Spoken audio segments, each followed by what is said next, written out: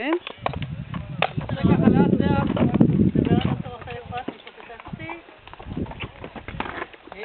שימו לב שללא משחות, ללא רסן, הוא מוכן לעשות הכל. הכל לפי בקשתו של ניצן האלוף. הסוס הולך פשוט לפי תנועות קלות שהבעלים אומר לו. אין לו רסן, אין לו מושכות. הכל הוראות כלילות שניצן נותן. ניצן תרד, תן לו לרדת. רגע, אני אצא תמונות, שנייה, רגע. לפני שהוא יורד. אוקיי. רגע. מה אתה אומר לו עכשיו? אתה אומר לו לעמוד? רגע, שיעמוד כאן למעלה.